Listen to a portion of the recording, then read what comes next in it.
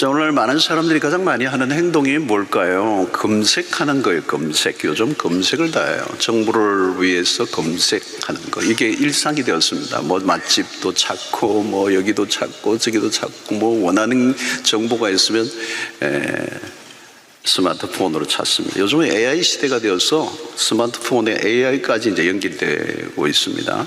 엄청나죠. 속도만이 아니고 굉장한 그 정보의 질, 양, 높아졌습니다. 그런 의미에서 현대인들은 정보 소비자들이다. 그렇죠. 얘기하죠. 우리가 소비하는데 정보를 소비해요. 또 알고리즘, 이게 엄청난 이제 기술력의 동원까지 되니까. 여러분, 알고리즘 이게 참 대단한 겁니다. 계속 반복해서 듣잖아요. 연세 드신 분들 관절에 관련된 거 한번 딱 찾아놓으면 그다음부터 확 쏟아져 나오거든요. 이제 계속 접하면 무슨 일이 생기느냐면 없던 믿음도 생겨요. 근데 과도한 정보에 우리가 시달리고 있습니다. 너무 과도한 정보, 원하지도 않는데 막 밀려오는 거거든요. 여기 무슨 일이 일어나냐면 사물에 대한 무관심이 일어나요. 너무 많은 정보가 생기니까 나중에 이제 관심이 없어. 지구촌 저기에서 몇 명이 죽어도 상관이 없어. 궁금한 게 없어져 버려서 언제든지 모든 정보를 접할 수 있기 때문에. 그리고 과도한 정보 노출에 따른 피로감. 또 거짓 정보들이 많아져요. 페이크, 그죠? 아주 가짜 뉴스들이 많고 정보들이 많아졌어요. 거짓과 진실의 구별이 어려워졌습니다. 정보와 진리가 뒤섞여 있습니다. 어떤 게 정보고 어떤 게 진리인지. 부활에 대한 여러분 검색을 해보세요. 엄청난 메시지가, 내용이, 정보가 들려져요. 근데 그걸 진리로 받아들일 건가, 때로는 정보로 받아들일 건가. 자, 이 부활주일은 크리스마스 비해서는 별로 이제 주목을 못 받는데요. 예수님의 탄생은 그런대로 사람들이 받아들여요. 예수님 탄생하셨다. 크리스마스도 함께 지내잖아요. 부활은 믿기가 어려워요. 부활은 별로 안 좋아해요. 안 믿는 사람들도. 만약에 2000년 전에 인터넷이 있었다면, 그죠? 거짓 정보로 받아들이고 그냥 한순간에 삭제될 내용이 부활입니다. 흥미를 끌 주제가 아니에요. 다시 살아났다? 그건 말도 안 되는 얘기잖아요.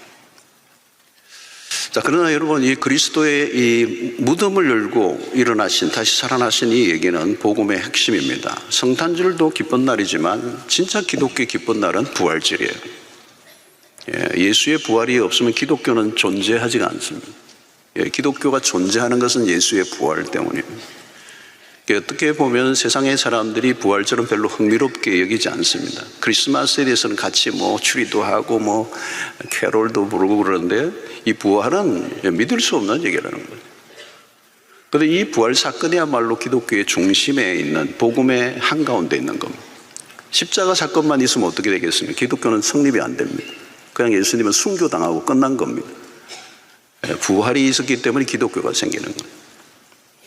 자, 부활에 대한 목격자들의 증언이 사복음서에 모두 나옵니다. 여러분, 성경에 마태, 마가, 누가, 요한복음을 다 보면 부활에 대한 목격자들의 증언이 나옵니다. 다 다르게 얘기합니다. 다른 자기의 각도로서 마태는 마가대로, 마가는 마가대로, 누가는 누가대로, 요한은 요한대로 본 기술을 한 거죠. 마태는 부활에 대한 첫 번째 반응을, 부활을 목격한 사람들의 두려움이었습니다. 그래서 마태복음 28장 4절에 보면 지키던 자들이 그를 무서워하여 떨며 죽은 사람과 같이 되었더라. 부활이 무덤이 비어 있는 거죠. 부활하신 예수 그리스도로 인해서 충격을 받는 겁니다. 죽었던 분이 살아났다. 이게 안 믿어지잖아요. 충격을 받는 겁니다. 그래서 마태복음 28장 8절로 9절에 보니까 그 여자들이 무서움과 큰 기쁨으로, 이 두 가지의 감격, 너무너무 무서운데 너무 기쁜 거예요. 그분이 살아나셨으니까.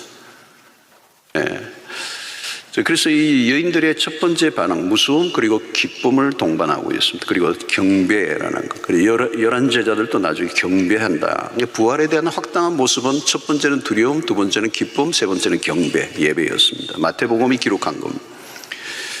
마가복음은 빈 무덤에 대해서 초점을 맞춥니다. 마가는 그분은 여기 계시지 않는다. 마가복음 16장 6절로 7절 청년이 이르되 놀라지 말라 너희가 십자가에 못 계신 나사렛 예수를 찾는구나. 그가 살아나셨고 여기 계시지 아니하니라. 보라 그를 두었던 곳이니라. 가서 그의 제자들과 베드로에게 이르기를 예수께서 너희보다 먼저 갈릴리로 가시나니 전에 너희에게 말씀하신 대로 너희가 거기서 배우리라 하라 하는지라. 담백하게 마가는 그 무덤에 예수가 여기 계시지 않는다. 그 사건을 얘기하면서 그 이야기를 완성해요. 근데 이 이야기는 사실 끝이 안 난 얘기인데 이 성경을 읽는 독자들에게 맡긴 것입니다. 그리고 누가는 부활하신 주님이 제자들의 일상에 찾아온 말을 것입니다. 그래서 누가복음 보면 이 엠마오로 가는 두 제자에게 나타나신 주님이 그들과 함께 길게 대화하는 장면이 나와요. 그러니까 이게 부활하신 그리스도가 우리의 일상에 찾아오시고 그 주님이 동행하시는 걸 보여준 거죠. 요한의 이야기는 설득입니다. 뭐 세상에는 사기도 하도 많으니까 종교적 사기극일 수도 있잖아요. 그러니까 의심하는 사람들을 향하여 믿음을 가질 만한 정보를 제공하는 게 요한복음입니다. 그래서 요한복음 20장 29절 31절 보면 예수께서 이르시되 너는 나를 본 거로 믿느냐? 보지 못하고 믿는 자들은 복되도다 하시니라. 예수께서 제자들 앞에서 이 책에 기록되지 아니한 다른 표적도 많이 행하였으나 오직 이것을 기록하면 너희로 예수께서 하나님의 아들 그리스도이심을 믿게 하려 함이라. 또 너희로 믿고 그 이름을 힘입어 생명을 얻게 하려 함이니라. 그러니까 많은 증거와 자료가 있어도 안 믿으면 안 되잖아요. 안 믿으면 소용없는 건데 이제 이 요한은 그 믿음의 증거를 들이대는 자료들을 제시하고 있는 모습입니다. 그래서 믿음을 촉구하고 있습니다. 아무튼 이렇게 사복음 모두가 예수님의 부활에 대한 다양한 기술을 했습니다. 부활의 목격자들의 특징은 바빠요. 왔다 갔다 하는데 이 부활의 소식을 이제 다른 사람들에 전하기 위해서 노력하는 모습들을 보고 있습니다. 자, 이 부활의 소식은 단순한 정보가 아니죠. 정보가 아니고 떠도는 소문을 편집한 게 아니고 목격자들의 증언이다. 예수님이 부활하신 것을 목격한 사람들의 증언. 그래서 복음서를 보면 예수의 부활을 믿으라고 강요하지 않습니다. 복음서는 부활의 객관적인 자료들을 제공해 주고 있습니다. 자, 예수님은 십자가에 못 박여 분명히 죽으셨어요. 무덤에 묻히셨다는 거는. 어떤 분은 이제 예수님이 안 죽으셨다, 기절했다, 그래서 나중에 깨어났다 이런 분들이 있고, 또 도둑설, 예수님의 시선을 훔쳐가 버리고 이제 제자들이 숨겼다 이런 얘기를 하죠. 근데 오늘 마태복음 27장 66절을 보면 그들이 경비병과 함께 가서 돌을 임봉하고 무덤을 굳게 지키니라. 누구도 훔쳐갈 수도 없고 예수님은 분명히 죽으셨다는 거예요. 돌에 무덤에 이렇게 누이고 돌로 임봉해서 완전히 사건이 된 것입니다. 죽음의 확실성, 누구도 훔쳐갈 수 없었다. 그리고 예수는 유월절 금요일 죽음을 맞이하고 사흘째에 이제 무덤에 계시다가 다시 살아나신 것입니다. 이 예수의 무덤을 찾은 여인들은 예수의 십자가와 죽음을 목격했던 사람들입니다. 사실 여러분 예수의 죽음으로 일단 난 거잖아요. 예수님이 십자가에 못 박혀 죽었으니까 무덤에 이제 안치를 했고 모든 게 끝난 겁니다. 예수님의 부활 사건 이전의 죽음의 사건은 가장 절망적인 사건. 그 제자들이나 여인들이 예수님을 따르던 여인들이 다 비통함 속에 지낸 거죠. 며칠 동안 혼돈, 무기력, 그런 슬픔에 빠져 있는 무엇인가 열심히 예수님을 따라다녔는데 죽었으니까요. 그러니까 예수님의 부활 이전의 죽음은 인간이 넘을 수 없는 한계였습니다. 죽음은 정말 절망 중의 절망이고, 죽음 앞에 인간이 할 수 있는 것은 우는 것밖에는 다른 할 일이 없어. 어떻게 살아왔든 무엇을 했든 죽었으면 이게 끝이 난 거잖아요. 죽음은 되돌려 놓을 수 없는 거죠. 그래서 이 죽음은 인간에게 내려온 저주고 사망은 죄악의 원수고, 그래서 예수의 몸이 무덤에 들어간 순간부터 썩고 있는 거고, 그것으로 끝이 났는데 예수의 부활의 사건이 새로운 국면을 맞게 한 겁니다. 이게 예수 그리스도의 부활은 인류 역사에 이보다 더 큰 중요한 사건이 없는 거죠. 그래서 예수님은 죽은 나사로를 살려내신 사건에 의해 직접 하신 말씀이 있죠. 요한복음 11장 25절 26절 예수께서 이르시되 나는 부활이요 생명이니 나를 믿는 자는 죽어도 살겠고 무릇 살아서 나를 믿는 자는 영원히 죽지 아니하리니 이것을 내가 믿느냐. 예수의 부활이 우리의 부활로 연결시키고 있다. 부활이라고 하는 사건이 예수 안에 시작되고 이것이 우리에게로 들어왔다는 거죠. 미래의 사건이 현재의 사건으로 이제 이루어지는 이 놀라운 전환점이 예수님의 부활 사건이었습니다. 그래서 고린도전서 15장은 이 부활장으로 알려져 있는데요. 이 부활은 이 죽음을 굴복시킨 사건이다. 그래서 54절에 보면 이 썩을 것이 썩지 아니함을 입겠고 이 죽을 것이 죽지 아니함을 입을 때에는 사망을 삼키고 이기리라고 기록된 말씀이 이루어지리라. 이 부활로 인한 궁극적 승리를 선포하는 겁니다. 이보다 더 큰 승리가 없어요. 모든 게 다 썩어진 거죠. 이 썩어짐의 종로로 로마서 8장에 인간의 모든 죄로 인하여 모든 건 다 썩어져요. 썩지 않는 게 아무것도 없어. 이 썩어짐은 죄의 결과로 찾아온 현상입니다. 왜 썩죠? 생명이 없으니까 썩는 거잖아요. 그래서 죽는 순간 그냥 막바로 썩기 시작하는 겁니다. 그래서 흙으로 와서 흙으로 돌아가는 흔적도 없이 사라져버려요. 이게 악과 저주의 결과입니다. 세상에서 들려오는 소리를 우리가 그 죽음 앞에 신음과 탄식밖에 없고 아무도 그 사망의 권세를 이길 자가 없었다는 거예요. 그래서 전도서 기자가 해 아래 새 것이 없다라고 말을 했던 이유는 태어나고 죽고의 반복의 인류 역사는 새로울 게 하나도 없는 거예요. 모든 것은 뭘로 귀결됩니까? 죽음으로 귀결된다는 거예요. 아담 이래로 죽음은 항상 이겼어요. 항상 예측 가능했고 나도 죽고 너도 죽고 젊은이도 죽고 늙은이도 죽고 다 죽는 거예요. 이 예측을 빗나가 본 적이 없어요. 그래서 인간은 죽음의 힘에 짓눌려 신호해 왔습니다. 이 죽음의 리듬을 깰 수가 없었다는 거예요. 그런데 예수의 부활은 이 인류 역사의 썩어짐의 역사, 태어나고 죽고 이 리듬을 깨뜨리는 이 역사를 재구성하는 일이 일어났다는 거예요. 그래서 여기 오늘 정말 이 54절의 말씀, 이 사망을 삼켜버렸다는 거예요. 사망에 의해서 우리가 삼킴을 당했는데 이제 그리스도의 부활로 사망을 우리가 삼켜버렸다. 이겼다는 거죠. 이겼다는 거예요. 그래서 여러분 오늘 우리의 모든 삶 속에 사망이 이제는 더 이상 우리에게 왕노릇 하지 못합니다. 옛날에는 사망의 왕노릇 되고 그런데 이제는 사망을 사망시켜버린 거예요. 사망을 실패하게 만들었다. 그토록 난폭하게 기승을 부리던 사망의 권세가 꺾여버렸다는 거예요. 이제는 죽음이 고분고분해졌다. 더 이상 우리가 죽음에 끌려가지 않아도 된다는 거예요. 이 죽음을 둘러싼 음산한 분위기가 온 세상에 지배하고 있는데 그게 끝이 났다는 거예요. 왜? 부활은 완전하고 최종적인 승리, 사망을 삼킨 바 되었다. 사망이 이제 종이 호랑이처럼 되었다. 더 이상 무수할 대상이 아니다. 이전에는 사망이 호령을 해서 이제는 바뀌어서 우리가 사망을 향해 호령한다는 거예요. 55절 보십시오. 사망아 너의 승리가 어디 있느냐. 옛날에는 승리했어요. 완성을 했어요. 사망이 가는 곳에 사망을 이길 자가 없었어요.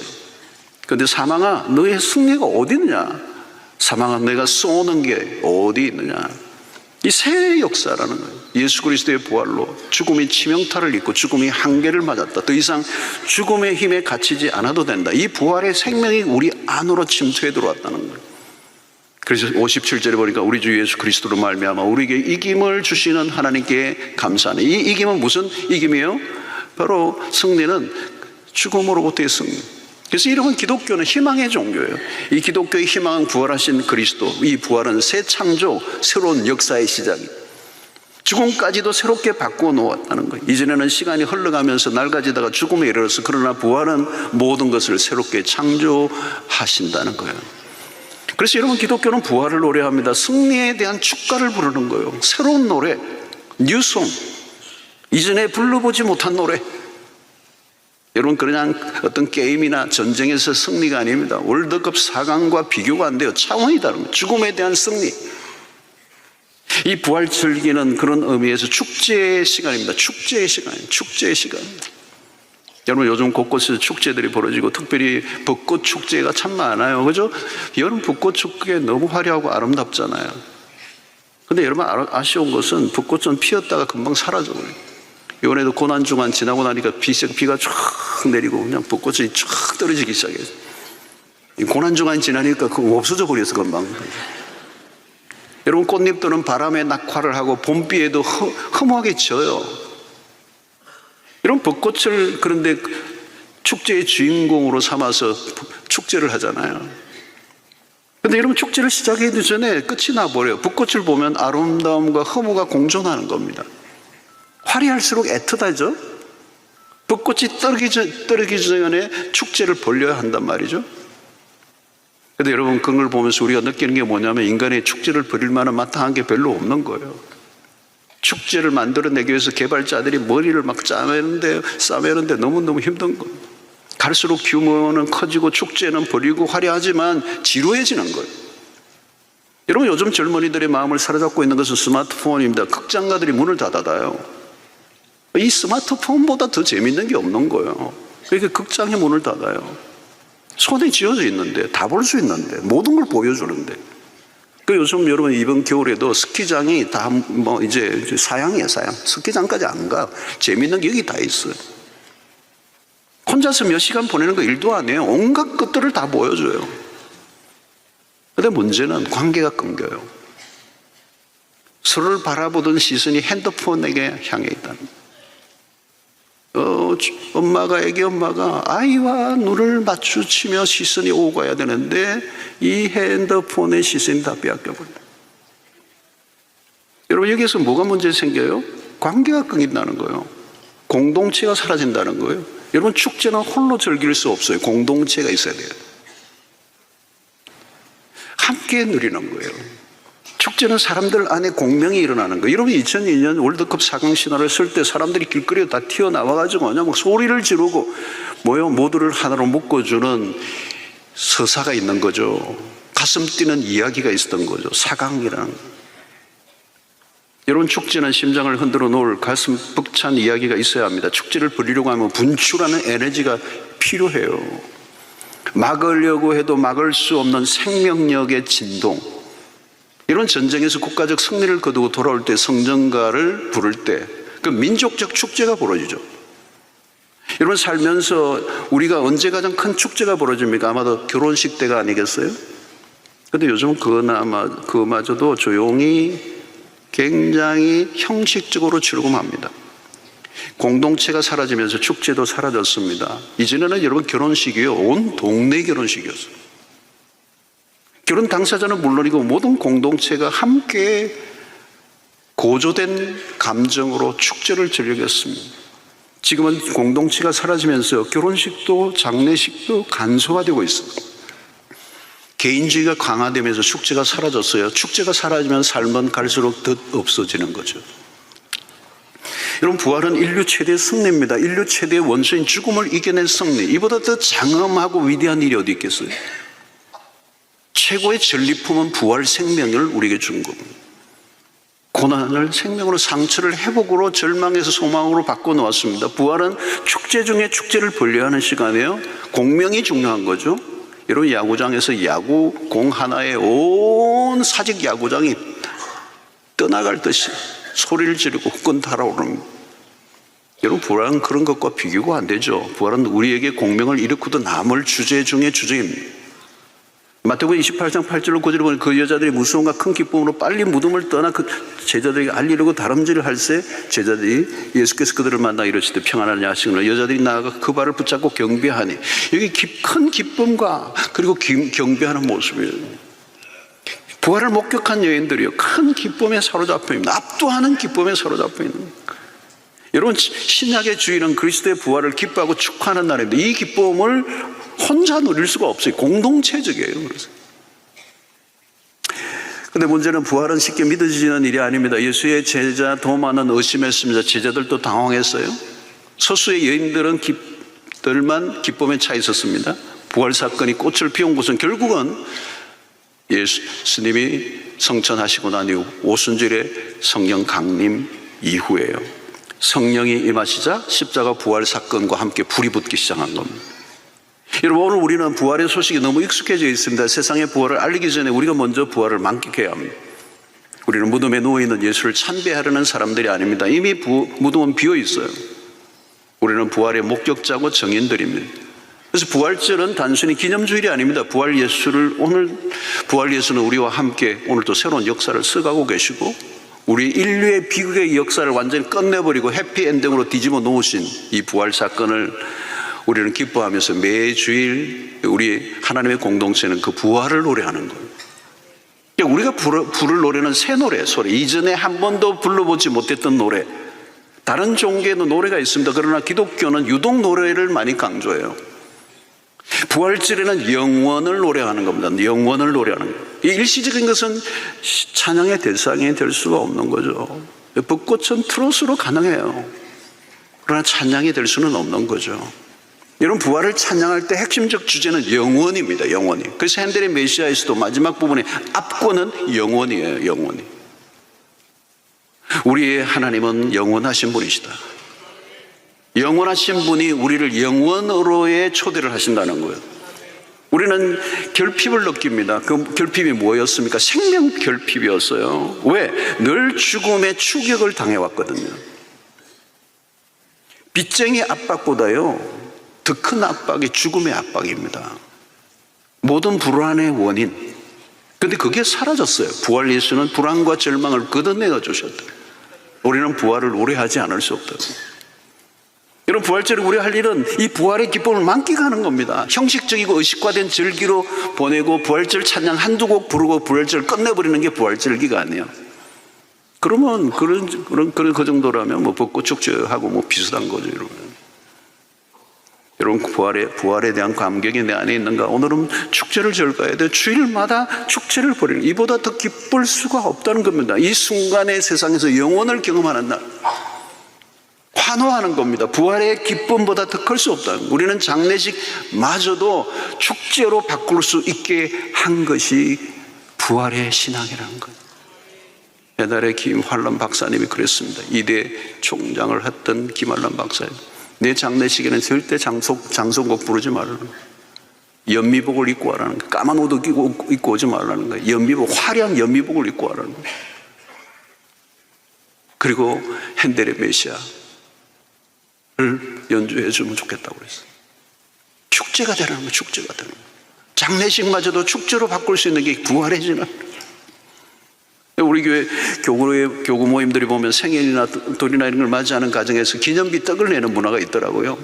금요일날 여러분들 오시면 우리 교회 완전 떡판입니다. 막 떡 먹고 굉장히 많습니다. 막 교구고 오마다 떡입니다. 아마 이제 개인의 가정에 축하할 일을 개인의 가정의 축하로 끝나지 않고 공동체와 함께 나누고자 하는 거잖아요. 이게 축제예요, 사실은. 그죠? 우리는 축제를 회복해야 돼요. 축제가 사라진 세상은 우울하고 지루한 것입니다. 부활은 잔치 중에 잔치에 그는 다시 살아나셨다. 부활의 잔치반이 커져가야 되는 것이죠. 여러분, 우리 행복 나누는 축제도 사실은 딴 게 아니면 전도하자가 아니에요. 우리에게 주신 이 부활의 기쁨을 이 부활의 잔치에 다른 사람을 초대하는, 이 부실한 생명으로 초조하게 메말라가는 인생들에게 이 거대한 생명의 잔치 안으로 들어오게 만드는 것. 이 부활의 영광과 그 부활의 능력을 우리 자신이 만끽하는 사람들이 그 부활의 생명력이 흘러 넘치는 게 사실이 전도지, 나도 죽고 가는데 다른 사람을 초대하는 건 아니죠. 영원으로의 초대, 이 계절의 이 부활의 아름다운 열매가 또 전도로 맺혀질 수 있게 되기를 바랍니다. 여러분, 부활의 신앙은 현실의 삶을 바꿉니다. 58절을 보면 이렇게 얘기해요. 그러므로 내 사랑하는 형제들아, 견실하며 흔들리지 말고 항상 주의 일에 더욱 힘쓰는 자들이 되라. 이는 너희 수고가 주 안에서 헛되지 않은 줄 알미라. 여러분, 부활 사건은 현실과 분리되지 않습니다. 부활은 그저 생명이 좀 더 길어지는 걸 말하지 않아요. 부활의 생명력은 현실을 이끌어가는 원동력이 된다는. 여러분, 죽음의 문제를 해결한 사람의 일상이 다를 수밖에 없죠. 삶이 강력해지는 겁니다. 우리에게 활력이 넘치게 하는 거예요. 부활은 내세만 바라보는 신앙이 아닙니다. 오늘의 삶에 엄청난 영향을 줍니다. 피안적이고 도피적인 삶을 살게 하지 않아요. 여러분, 이 세상이 전부인 것처럼 살지 않습니다. 삶의 목적이 뚜렷해진다는 거예요. 여러분, 죽음의 문제에 시달릴 때는 수시로 허무가 밀려와요. 갑자기 우울해지고 갑자기 절망스러워지고. 왜? 모든 게 일시적이니까. 내 삶이 언제 끝날지 이 유한성. 여러분, 전셋집에 왜 전셋집보다 자기 집이 나아요? 여러분, 전셋집은 일시적이잖아요. 그죠? 일시적이에요. 방 하면 빼야 되잖아요. 그죠? 근데 이러면 집이 아니라 목숨이 일시적이라는 거예요. 얼마나 불안한 겁니까? 이 죽음의 권세는 인정사정 없이 들이밀어요. 그리고 이 죽음의 기세에 한번 몰리면 오늘이 실종되고 마는 겁니다. 부활신앙은 견실하게 흔들리지 않게 만들어준다. 영원히 보장된 삶은 단단하다는 거예요. 부활을 믿으면 영원에 접속된 것입니다. 영원히 보장된 사람은 확신이 있는 것입니다. 그래서 그 부활의 신앙이 우리의 오늘의 삶을 받쳐주는 지치지 않게 하고 낙심하지 않게 하고 이 세상의 것들로 무너지지 않게 하는, 그래서 견실하여 흔들리지 않는다는 거예요. 여러분, 부활신앙은 우리의 삶의 목적과 의미를 새롭게 합니다. 왜 공허하죠? 삶의 목적이 분명하지 않으니까. 여러분, 부활신앙이 없다면 허무합니다. 나이가 100세가 되어도 재산을 아무리 모았어도 허무가 밀려오는 겁니다. 죽음이 나를 겨누고 있다면 붙들고 있는 게 아무 의미가 없는 거죠. 모든 것은 눈 깜짝할 사이에 사라집니다. 자랑도 업적도 모든 게 순간이에요. 20편 90편 4절로 6절을 보면 주의 목전에는 천년이 지나간 어제 같으며 밤의 한순간 같을 뿐입니다. 주께서 그들을 홍수처럼 쓸어가시나이다. 그들은 잠깐 자는 것 같으며 아침에 돋는 풀 같으니이다. 푸른 아침에 꽃이 피어 자라다가 저녁에는 시들어 마르나이다. 여러분, 천년이 지나간 어제 같아요. 우리는 100세가 넘으면 놀래죠. 와, 100세까지 사셨네요. 여러분, 성경을 보면 우리의 인생이 그냥 잠시예요. 밤의 한순간 같다는 거예요. 잠깐 자는 것 같다는 거예요. 아침에 돋는 풀 같아요. 근데 아침에는 꽃이 피었는데 저녁에는 시들어 버렸어. 성도 여러분, 부활이 없다면 인간은 죽음에 볼모 잡혀 있는 겁니다. 봄날 바람에 흩날리는 벚꽃 같아요.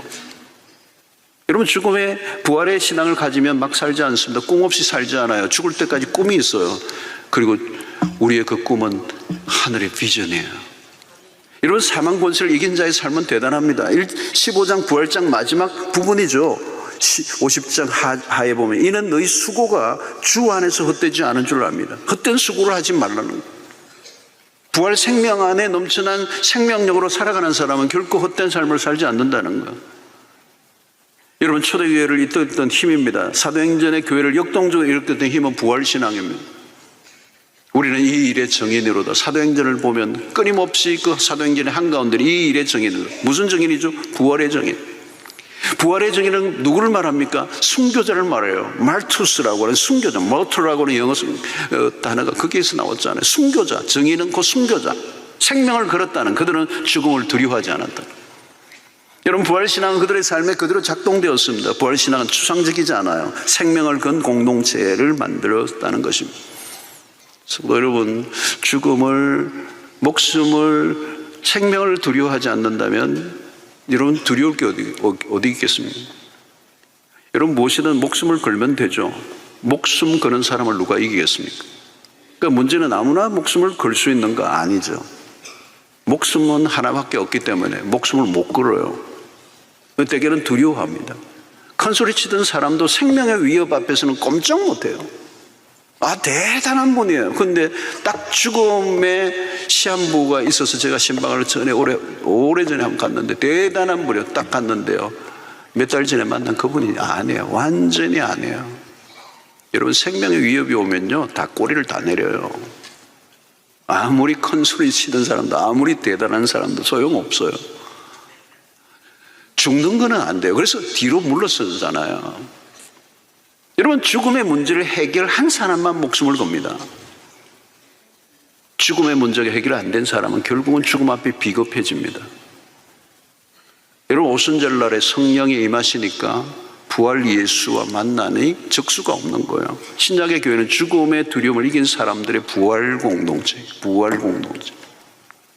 죽음의 두려움을 이기면 괴력이 나옵니다. 괴력이 나와요. 그냥 헌신하는 게 아닙니다. 피를 드립니다. 피를 드려. 아무도 못 말리는 거죠. 여러분, 2000년 역사의 교회는 이 십자가 부활의 터 위에 있는 거죠. 세상이 능히 이기지 못하는. 여러분, 부활의 신앙이 십자가의 길을 가능하게 만듭니다. 목숨을 걸면 다른 차원이 벌어지죠. 부활의 신앙은 또렷하게 삶으로 드러나고. 그래서 고린도전서 15장을 보면 그리스도가 다시 살아난 것이 없다면 믿음도 헛되고 모든 게 헛되도다. 부활의 신앙은 삶을 뚜렷하게 만들고 그 부활의 능력이 내 삶을 견인해 나간다는 거예요. 여러분, 죽음의 문제가 해결된 사람의 삶을 직접 본 적이 있습니까, 여러분? 그건 희귀한 일이에요. 이게 멋지다라는 표현을 그때 쓰는 거예요. 여러분, 어떻게 해야 잘 살았다고 할 수 있습니까? 멋지게 죽어야 돼요. 죽음을 보면 압니다. 죽을 때 보면 압니다. 멋지게 죽어야 영광스러워요. 그런데 멋지게 죽는 거 쉽지가 않아요. 멋지게 죽는 사람 많이 못 봐요, 여러분. 근데 여러분, 부활신앙으로 무장하면 어렵지 않아요. 부활신앙을 가져야 신자답게 살고 신자답게 죽을 수가 있어요. 부활의 주는 지금도 우리와 함께 살아계십니다. 역사는 누가 써갑니까? 예수를 위해 생명을 내놓은 사람들을 통해서. 누가 예수를 위해 생명을 내어놓습니까? 나를 위해 생명을 내어놓으시고 죽었다가 살아나신 그분을 믿는 사람들. 여러분, 우리는 단순히 먹기 위해 사는 사람들이 아닙니다. 그냥 수명만 늘려 오래 사는 게 목적이 아닙니다. 그건 별로 의미가 없습니다. 초지능 인공 로봇이 대중화하면 인간이 할 일이 없어진다고 그래요? 그러면 그 남은 시간을 뭘 할까요? 세상은 악합니다, 여러분. 시간도 죄로 오염되어 있습니다. 에베소서를 보면 그래요. 삶의 목적이 분명하지 않으면요, 주어진 시간이 우리에게 복이 되지 않습니다. 여러분, 부활의 신앙은 삶의 목적을 뚜렷하게 해준다고요. 바울이 그걸 보자. 부활 예수를 만난 바울을 보십시오. 그는 그냥 사는 것보다 예수를 위해 죽는 걸 더 원했습니다. 난 죽는 걸 원한다. 그래서 사도행전 20장 24절에도 내가 달려갈 길과 주 예수께 받은 사명 곧 하나님의 은혜의 복음을 증언하는 일을 마치려 하면은 나의 생명조차 조금도 귀한 것으로 여기지 아니하다. 이 내 생명과 맞바꿀 수 있는 길을 발견한 겁니다. 여러분, 미칠 일에 미친 사람 행복한 거죠. 생명 걸 일에 생명 그런 사람은 행복한 것입니다. AI 시대는 문명의 끝으로 달려가고 있습니다. 종말론적 시대를 살고 있습니다. 세상은 갈수록 흔들리고요, 초지능 세상은 우리를 더 불안하게 만들 것입니다.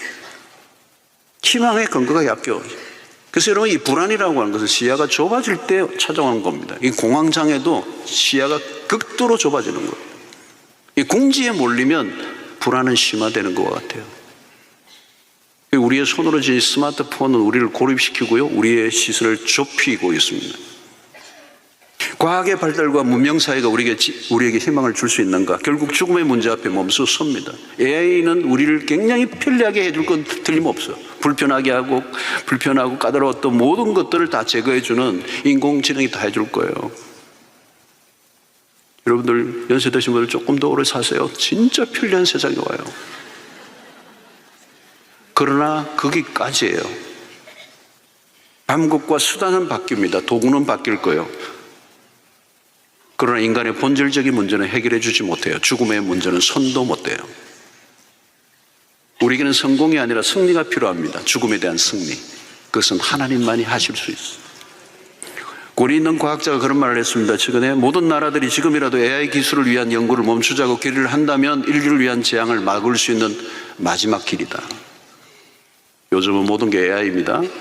그러나 AI의 발달은 종말론적인 위기를 더 고조시키고 있지 우리에게 진정한 구원의 길을 제시해 줄 수는 없습니다. AI는 구원을 줄 수 없어요. 죽은 자를 살릴 수가 없어요. AI는 복음이 될 수가 없습니다. 51장 51절 52절 보라 내가 너에게 비밀을 말하노니 우리가 다 잠잘 것이 아니요 마지막 나팔에 순식간에 호련히 다 변화되리니 나팔 소리가 나며 죽은 자들이 썩지 않을 것으로 다시 살아나고 우리도 변화되리라. 최종적 승리를 약속합니다. 그래서 20절에 보니까 그러나 이제 그리스도께서 죽은 자 가운데 다시 살아나서 잠자는 자들의 첫 열매가 되셨도다. 그리스도는 부활하게 될 많은 사람들 중에 첫 열매가 되셨다. 그분이 첫 열매가 되셨어요. 우리도 그 부활에 동참하게 될 것입니다. 사랑하는 성도 여러분, 이 부활의 신앙을 회복하는 이 부활 주일이 되기를 축원합니다. 그 부활의 기쁨을 누리고 부활의 축제 안으로 들어오고 이 부활의 생명 안에서 다시 여러분들의 신앙을 다시 도약하는 이 변화의 모멘텀이 되기를 바랍니다. 여러분, 우리 안에는 부활의 능력이 있습니다. 그리스도를 무덤에서 이렇게 내신 그 하나님의 능력, 그 부활의 능력은 우리를 십자가의 길을 능히 걷게 하고도 남습니다. 그리스도가 무덤을 열고 일어나심으로 부활의 아침이 밝았습니다. 이제 죽음의 기세는 꺾였습니다. 더 이상 죽음이 주역이 될 수가 없습니다. 이제 우리는 부활을 노래합니다. 부활을 찬양하고 부활의 환희를 만끽하고 이제 부활의 일상을 살아가는 겁니다. 그 부활의 능력, 다시 살리시는 영이 우리 안에 다이나믹하게 살아가도록 우리를 이끌어 주시기를 원합니다. 부활의 엄청난 능력을 실제로 경험하고 가정과 일터에서 부활의 영성으로 살아가십시오. 부활의 주와 함께 살아가는 일상, 겨우 연명해가는 삶이 아니라 창조의 삶, 구원의 삶, 생명이 넘치는, 활기가 넘치는 이 절망을 걷어내고 살림을 살리고 새 생명의 그 숨결을 이 죽음이 가득한 세상 가운데 불어넣는 일에 쓰임받는 여러분들이 되기를 축원합니다. 여러분, 영혼의 눈이 열린 사람은 오늘 지금 이 순간이 그렇게 소중한 거예요. 나와 함께 하고 있는 사람들이 그렇게 소중하고 나에게 맡겨진 일이 너무도 소중한 것입니다. 여러분, 대충 살지 않습니다. 영광스러운 그날에 대한 기대감이 있기 때문입니다. 사랑하는 성도 여러분, 이 우울한 세상에 부활의 예수를 전하십시오. 그리고 죽음에 내몰린 사람들에게 부활을 이야기하십시오. 이 세상에 진정으로 필요한 것이 무엇일까요? 부활 예수, 소망 예수, 그분만이 우리 인류의 유일한 복음이라는 사실을 확신하고 이 부활절에 여러분들의 입술을 열어 이웃들에게 복음을 전하는, 주님은 다시 살아나셨습니다.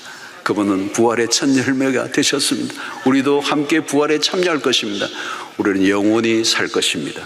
영원히 그 약속을 믿고 믿음 안에서 부활의 신앙으로 일상 속에 살아가는 여러분들이 되시기를 주의 이름으로 축원합니다.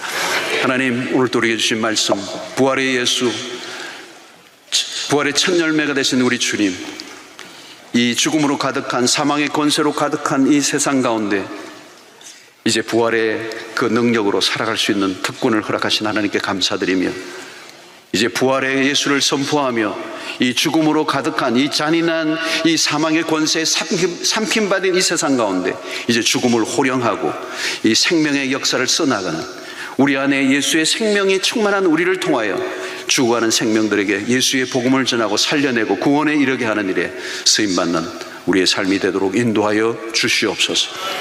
죽음의 권세가 날마다 우리를 주저앉게 만들려고 하는 그 모든 시도가 끝이 나게 하시고, 이제 사망을 하여 선포하며, 사망한 내가 어디 있느냐 선포하며 하나님 믿음으로, 부활의 신앙으로 혹이 넘치는 하나님 담대한 믿음의 백성들로 살아갈 수 있도록 인도하여 주시옵소서. 예수님의 이름으로 기도하옵나이다. 아멘.